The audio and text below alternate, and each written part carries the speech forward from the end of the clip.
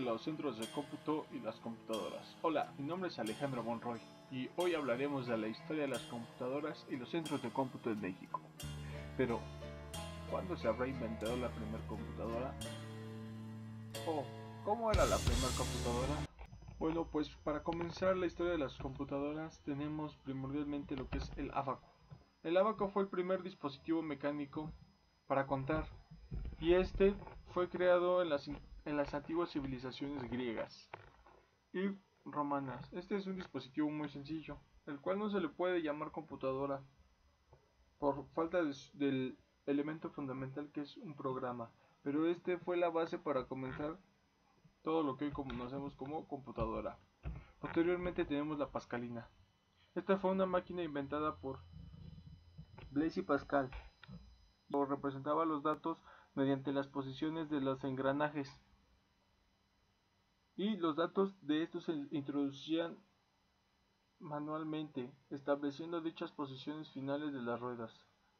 Esta máquina se lee de manera muy similar como el cuenta kilómetros de un carro.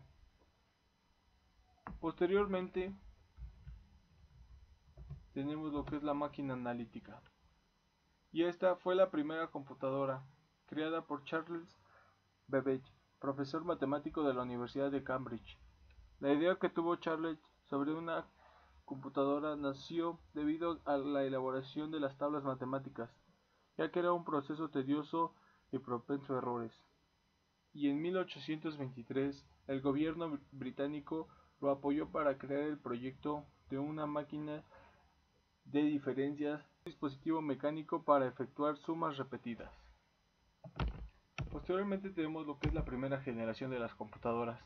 En esta generación abarcó la década de los 50 y se le conoce como la primera generación. Y estas máquinas tenían las siguientes características. Estaban construidas por medio de tubos de vacío. Eran programadas en lenguaje de máquina. Y en esta generación las máquinas eran muy grandes y costosas. Además, solo se utilizaban para investigación. En las dos primeras generaciones las unidades de entrada utilizaban tarjetas perforadas, retomadas por Hermann Hollerith, quien además fundó una compañía que con el paso del tiempo se conocería como IBM. Después, desarrollado por IBM, se tuvo la primera computadora, la cual fue la IBM 701, y de la cual se entregaron 18 unidades entre 1953 y 1957. Posteriormente tenemos la segunda generación de las computadoras. Cerca de la década de los 60, las computadoras seguían evolucionando, se reducía su tamaño, crecía su capacidad de procesamiento. También en esta época se empezó a definir la forma de comunicarse con las computadoras, ya que recibía el nombre de programa de sistemas.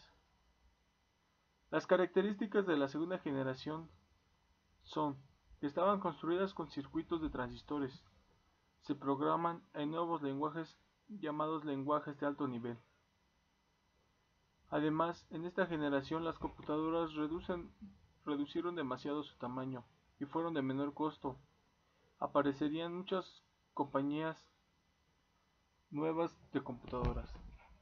Algunas de estas computadoras se programaban con cintas perforadas y otras más por medio del cableado en un tablero.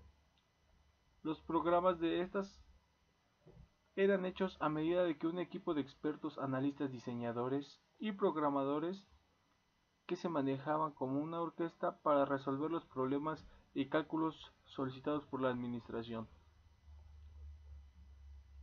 Además, las computadoras de esta generación fueron la Philco 212 y la Univac M460, la Control Data Corporation modelo 1604, seguida por la serie 300. La IBM mejoró la 709 y sacó al mercado la 700. Posteriormente tenemos la tercera generación de computadoras, donde se empiezan a ocupar los microcontroladores y los chips. Con los progresos de la electrónica y los avances de comunicación con las computadoras en la década de los 60, surge la tercera generación. Además, se inaugura con la IBM 360 en abril de 1964. Las características de esta generación fueron las siguientes: fabricación electrónica que estaba basada en circuitos integrados. Su manejo es por medio de lenguajes de control de sistemas operativos. Además, el sistema operativo de la serie 360 se llamó OS, que contaba con varias configuraciones. Incluía conjunto de técnicas de manejo de memoria y del procesador que pronto se convertiría en estándares. Después pasamos a la cuarta generación, y es aquí donde aparecen los microprocesadores, que es un gran adelanto a la microelectrónica. Son circuitos integrados de alta densidad y con una velocidad impresionante. Las microcomputadoras con base en estos circuitos son extremadamente pequeñas y baratas, por lo que su uso se extiende al mercado industrial, y aquí nacen las computadoras personales, que han adquirido proporciones enormes y que han influido en la sociedad en general, sobre la llamada revolución informática. Una de las primeras computadoras apareció en 1976, cuando Steve Wozniak y Steve Jobs inventaron la primera microcomputadora de uso masivo, y más tarde formarían la compañía conocida como Apple, que fue la segunda compañía más grande del mundo, antecedida tan solo por IBM, y está, por su parte, es aún de las 5 compañías más grandes del mundo. También la industria del software de las computadoras personales crece con gran rapidez. Gary Kildall y William Gates se dedicaron durante años a la creación de sistemas operativos y métodos para lograr una utilización sencilla de las microcomputadoras. Además, son los creadores de CP/M y de los productos de Microsoft. Posteriormente tenemos la quinta generación de computadoras.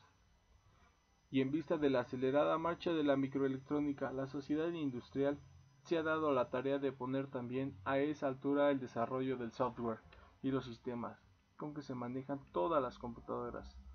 Surge la competencia internacional por el dominio del mercado de la computación, en la que se perfilan los líderes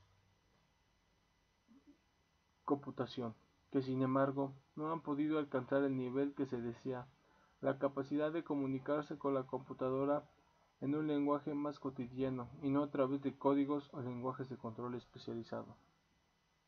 En 1983, el llamado programa de la quinta generación de computadoras es lanzado en Japón, y sus objetivos explícitos de producir máquinas con innovaciones reales en los criterios mencionados. En los Estados Unidos ya hay esta actividad un programa en desarrollo que persigue objetivos semejantes, que puedan resumirse de la siguiente manera: procesamiento en paralelo, mediante arquitecturas y diseños especiales, circuitos de gran velocidad, manejo del lenguaje natural y sistemas de inteligencia artificial. Y bueno, esto ha sido los centros de cómputo en México. La historia de los centros de cómputo en México inició en 1958, cuando la UNAM, la Universidad Autónoma de México, instala la primera computadora en América Latina, con las instalaciones del CCE, que era la planta baja de la Facultad de Ciencias, en la cual comenzó la época de cómputo en esta casa de estudios, para apoyar el desarrollo de investigaciones en las áreas matemáticas. Los cursos de cómputo se dictan en la Facultad de Ciencias. El 8 de junio de 1958 abre sus puertas el Centro de Cálculo Electrónico, ubicado en el sótano de la facultad. En el CCE se instaló la computadora IBM 650 de bulbos, que se le rentó a IBM, y esta máquina operaba con un tambor magnético, con capacidad para 20.000 dígitos efectuaba 1300 operaciones de suma y resta por segundo, y funcionaba con lectora perforada de tarjetas. Adoptando un sistema numérico llamado binario, utilizaba un ensamblador llamado SWAP, Symbolic Optimizer and Assembly Program. Conforme los investigadores y las asesorías aumentaban en el centro de cálculo, en 1960 se instaló una Bendix G15 semitransistada con memoria de tambor magnético que se giraba a 1800 revoluciones por minuto y podía almacenar 2160 palabras de 29 bits cada una, con un tiempo de acceso de aproximadamente 27 milisegundos. En la propuesta se planteaba una estrategia a 3 años para la creación de un departamento de computación en el CIMBESTAP. En el primer año se crea la sección de computación dentro del departamento de ingeniería eléctrica.